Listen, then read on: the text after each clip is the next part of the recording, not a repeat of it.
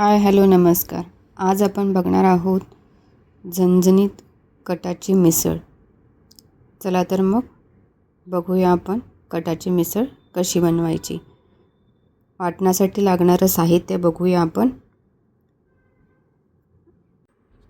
1 वाटी कोथिंबीर, ओलं खोबरं अर्धी वाटी, सुक्या खोबऱ्याचे 10-12 काप, 1 कांदा मी लांबडा चिरून तो चांगला काळसर होईपर्यंत थोड्याशा तेलामध्ये भाजून घेतला आहे. अर्धे चमचा तीळ आणि अर्धा चमचा जिरे, ह्याचं आपल्याला वाटण बनवायचं आहे. त्याच्या आधी आपल्याला जिरे तीळ भाजून घ्यायचे. जिरे तीळ चांगले भाजले की मग आपल्याला सुकं खोबरं भाजून घ्यायचं आहे. जिरे तीळ आपले भाजलेले आहेत. आता आपल्याला सुकं खोबरं परतवून घ्यायचं आहे. थोडंसंच परतवून घ्यायचं आहे, जास्त त्याला भाजायचं नाही आहे.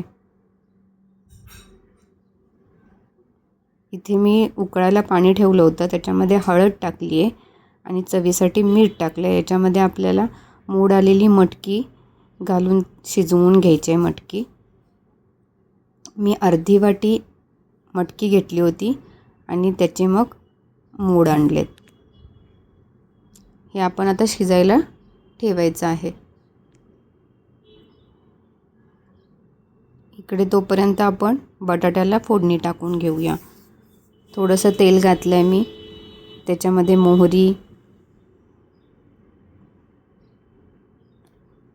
कढीपत्ता आणि हिंग, 1 मिरची घेतली आहे ती तोडून टाकली आहे. आपल्याला हे तिखट नाही बनवायचं आहे, आपली मिसळ थोडी तिखट असणार आहे.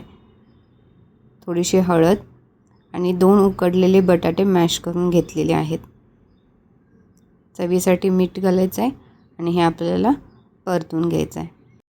तुम्हाला फोडणी करायची नसेल तरी काही हरकत नाही. तुम्ही त्याच्यामध्ये मीठ, कोथिंबीर आणि हळद टाकून मिक्स करून जरी घेतलं तरी चालेल.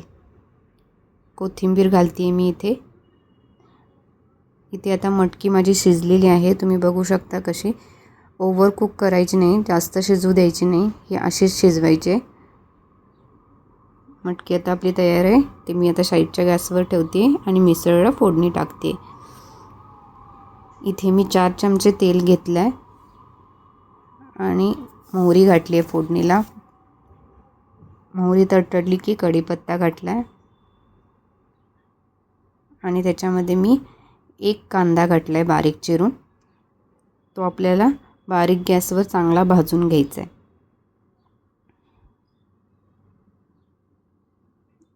एकदम सोनेरी रंगावर येईपर्यंत चांगला भाजून घ्यायचा आहे. कांदा आपला भाजलेला आहे. मी याच्यामध्ये 1 टोमॅटो घालते आहे बारीक चिरलेला, तोही छानसा असा भाजून घ्यायचा आहे आणि त्याला हलवत राहायचं आहे, खाली चिटकू द्यायचं नाही आहे आपल्याला. याच्यामध्ये मी आता आलं, लसूण आणि हिरवी मिरची पेस्ट करून घेतली होती ती घालते आहे. 4 लसणाच्या पाकळ्या घेतल्या होत्या, छोटासा आल्याचा तुकडा आणि थोडीशी कोथिंबीर, हे असं वाटण करून घेतलं होतं. आता हे पण मिक्स करायचं आहे आणि आपल्याला हलवत राहायचं आहे. जर हलवलं नाही तर ते खाली चिटकू शकतं, तर आपल्याला हलवत राहायचं आहे एकसारखं. आता मी याच्यामध्ये 1 चमचा गरम मसाला घालते आहे,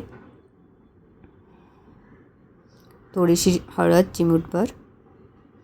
हे आपल्याला मिक्स करून घ्यायचं आहे. हा कोल्हापुरी मसाला आहे, कोल्हापुरी चटणी घालते आहे मी 3 चमचे. तुमच्याकडे साठवणीचा जो कोणता मसाला असेल तो घालू शकता तुम्ही. 1 चमचा मी काश्मीरी मिरची पावडर घातली रंगासाठी. याला चांगलं हलवायचं आहे, खाली लागतं आहे तर तुम्ही सारखं हलवत राहा आणि मॅश करत राहा. हे बघा चांगलं भाजलं आहे, तेलसुद्धा सुटलं आहे. जे आपण वाटण बनवलं होतं ते मी घालते इथे.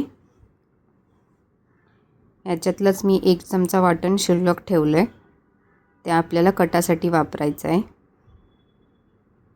हे चांगलं मिक्स करून घ्यायचं आहे, हलवत राहायचं आहे आपल्याला एकसारखं आणि हे आपल्याला तेल सुटेपर्यंत चांगलं भाजून घ्यायचं आहे.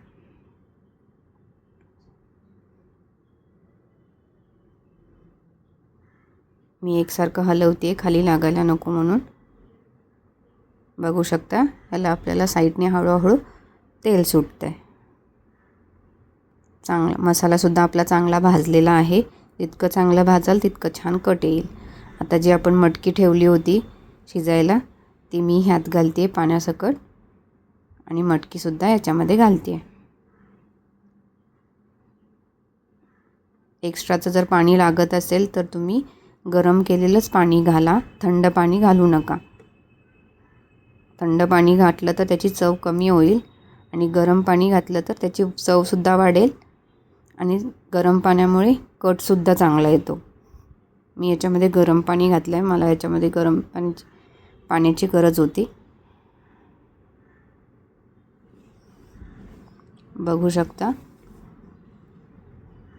याची कन्सिस्टन्सी परफेक्ट झाली आहे. चवीनुसार मीठ घालायचं आहे आणि याला 2-3 उकळ्या काढायच्या आहेत. आता मी इथे कट बनवायला घेते.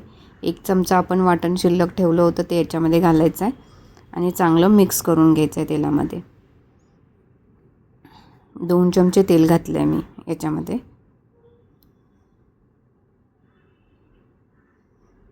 चांगलं भाजून घ्यायचं आहे आपल्याला मसाला आणि 2 चमचे काश्मीरी मिर्च पावडर घातलेली आहे. हे आपल्याला मिक्स करून भाजून घ्यायचं आहे आणि जो आपण मिसळ बनवलेली आहे ती मिसळचं पाणी आपल्याला याच्यामध्ये घालायचं आहे. दुसरं सेपरेट पाणी घालायचं नाही आहे. चवीनुसार मीठ घालायचं आहे.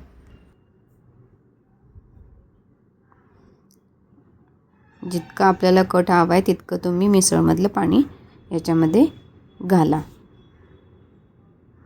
बघू शकता आपला कट किती छान आलेला आहे. तयार आहे आपली झणझणीत मिसळ.